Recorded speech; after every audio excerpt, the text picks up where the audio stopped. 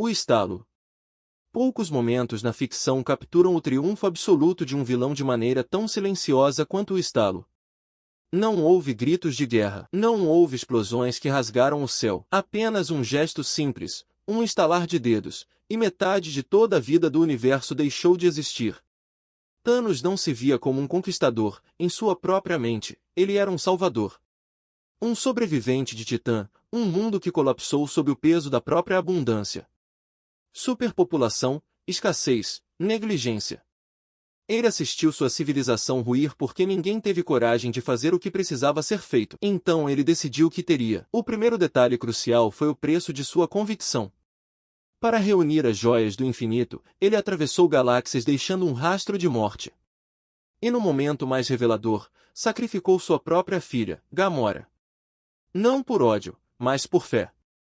Uma fé distorcida de que o equilíbrio justificava qualquer atrocidade. O segundo detalhe, e talvez o mais perturbador, foi a natureza da execução. As vítimas não caíram em batalha, não houve confronto. Elas simplesmente se desfizeram em pó. Pais desapareceram diante de filhos, amigos sumiram no meio de frases inacabadas. O estalo não foi apenas genocídio. Foi silêncio. E por um momento aterrador, o vilão venceu. O estrondo. Durante 100 anos, os habitantes da Ilha Paradis acreditaram ser os últimos humanos vivos. Cercados por muralhas gigantescas, protegiam-se de criaturas que pareciam encarnações do próprio Apocalipse. Titãs de mais de 15 metros. Mas a verdade era muito mais cruel. Eles não eram os últimos, eram prisioneiros. Descendentes de um império odiado, isolados pelo próprio rei como penitência pelos pecados do passado. Enquanto isso, o mundo lá fora crescia alimentando um único sentimento: medo. E medo gera ódio. Quando as nações decidiram que a simples existência daquele povo era uma ameaça, a guerra deixou de ser hipótese e tornou-se sentença. O catalisador foi Eren Yeager. O herói que escolheu se tornar vilão. O primeiro detalhe crucial foi sua decisão de abandonar qualquer alternativa pacífica. Após testemunhar o ódio do mundo, concluiu que coexistência era impossível. Para salvar seu povo, alguém precisava destruir o restante. O segundo detalhe foi o uso do poder do Titã Fundador. As muralhas, antissímbolo de proteção, revelaram sua verdadeira natureza, milhões de titãs colossais adormecidos. Quando marcharam, não houve exército capaz de detê-los. O som de seus passos tornou-se o batimento cardíaco do fim. O resultado foi a aniquilação de 80% da humanidade. O estrondo é a tragédia final do ciclo da violência. O momento em que proteger quem você ama significa destruir tudo que existe além deles. E quando o silêncio veio, ele parecia paz. A guerra dos kaijus. A ameaça não veio do céu, veio das profundezas do oceano. Uma fenda interdimensional se abriu no Pacífico, e dela emergiram criaturas projetadas para um único propósito: erradicação. Os kaijus não eram animais, eram armas. Armas biológicas criadas pelos precursores, uma raça alienígena que via a Terra como território a ser conquistado. As forças militares falharam, então a humanidade fez o impensável, criou monstros próprios. Os Jaegers. Máquinas colossais pilotadas por dois humanos conectados por uma ponte neural. Para controlar a máquina, suas mentes precisavam se fundir. Memórias, medos e traumas. O primeiro detalhe crucial é que os kaijus evoluíam. Cada nova criatura era mais forte, mais inteligente, projetada para explorar falhas anteriores, era uma corrida armamentista viva. O segundo detalhe era o custo mental. A batalha contra o inimigo externo exigia enfrentar os próprios fantasmas internos. O clímax da guerra não foi glorioso, foi uma missão de auto-arrastamento para cima para selar a fenda. A vitória não trouxe celebração, trouxe apenas sobrevivência, e cidades marcadas por esqueletos gigantes de aço e carne. Ragnarok. Odin, pai de todos, temia a própria morte. A profecia dizia que ele cairia no Ragnarok, e para impedir seu destino, ele tentou controlar tudo. Genocidou gigantes, oprimiu reinos, manipulou aliados e filhos. Mas o destino não se evita, ele se aproxima.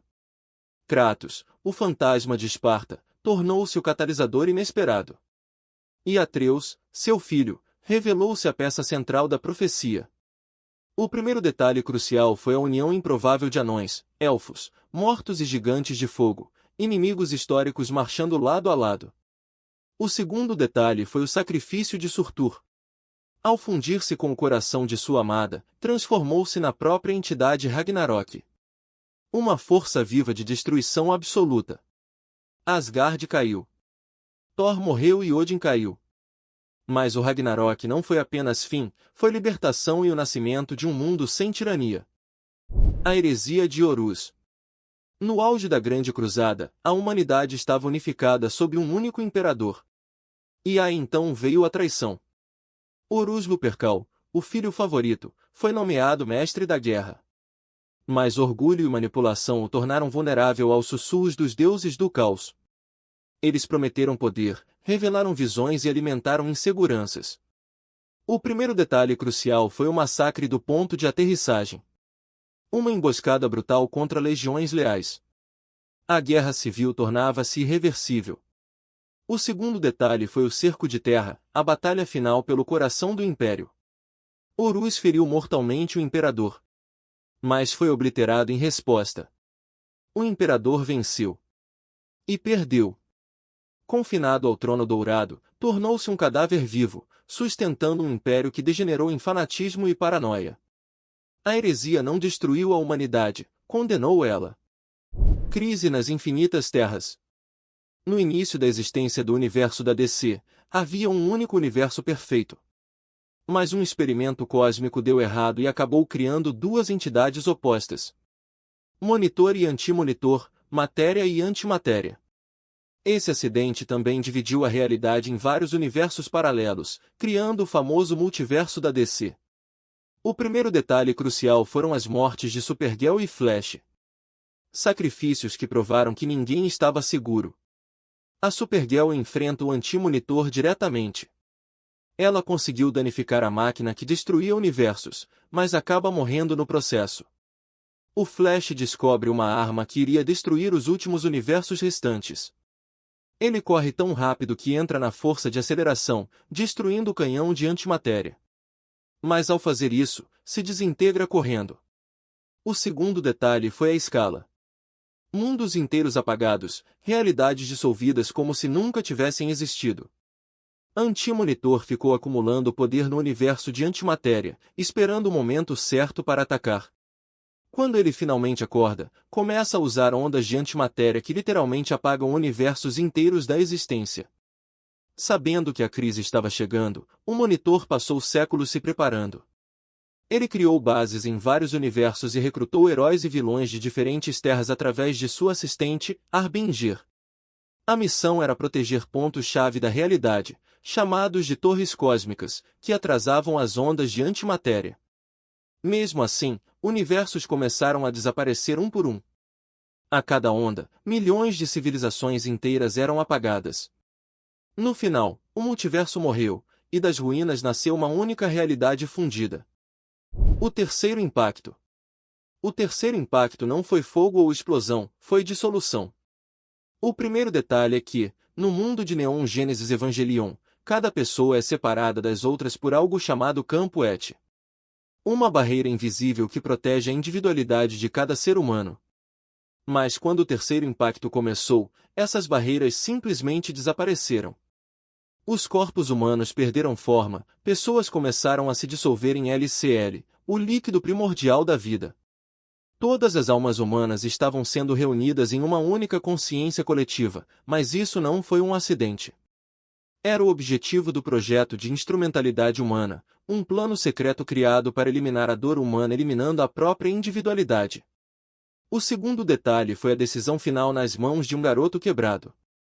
Com a ajuda de Rei Ayanami, que havia se fundido com Lilith, Shinji recebeu uma escolha. Aceitar a instrumentalidade e permitir que toda a humanidade se tornasse uma única existência. Ou rejeitar esse mundo perfeito e permitir que as pessoas voltassem a existir separadamente. Shinji poderia aceitar a união eterna ou rejeitá-la. Ele escolheu a dor.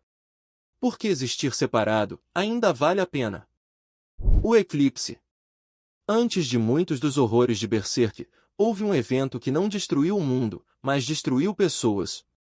Esse evento ficou conhecido como Eclipse. Tudo começou com um homem chamado Griffith.